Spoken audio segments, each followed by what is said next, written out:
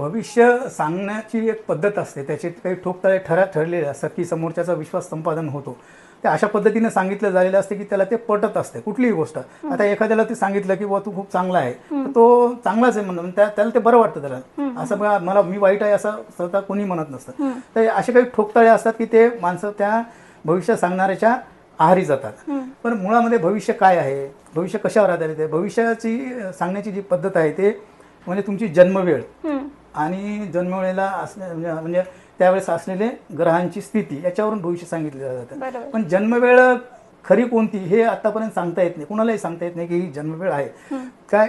Doctor म्हणजे मधामध्ये delivery झाली, डॉक्टरनं बाहेर येऊन सांगितलं ती जन्मवेळ मानतात. आता ॲक्च्युली तो म्हणजे जन्मवेळ कशी, स्त्री पुरुषांचं मिलन झाल्यानंतर जो पहिला त्यांचा याच्या शुक्राणूंचा आणि याचा संबंध होतो बीजाचा, ती समजायची का ती तर कुणाला माहिती होणारच नाही. दुसऱ्या अशी की म्हणजे डिलेव्हरीच्या वेळेस आता मूल कसं असतं, मुलांचा विकास होतो. विकास होतो म्हणजे का 7 महिन्यामध्ये मूल ते चांगलं तयार होतं, त्याला जे थोडंसं काहीतरी अवयव तयार होतात असं म्हणतात. आणि 7 महिन्याच्या नंतर म्हणजे गर्भपात करण्याची परमिशन नसते.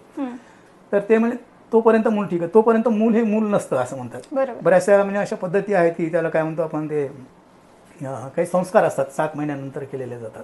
त्याची कारणं तीच होतं.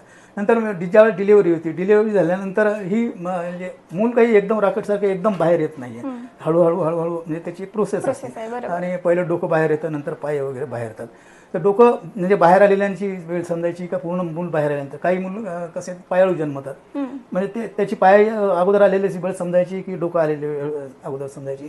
अशी अनेक म्हणजे जन्मवेळ थोडक्यामध्ये सांगायची तर काय कोणालाही जन्मवेळ अशी सांगता येत नाही. राहिली दुसरी ग्रहाची स्थिती. आता ग्रह तुमच्या कुंडलीमध्ये दाखवलेले असतात. आता त्याच्यामध्ये रवी म्हणजे सूर्य हा काही ग्रह नाहीये, चंद्र काही हा ग्रह नाहीये, बरोबर.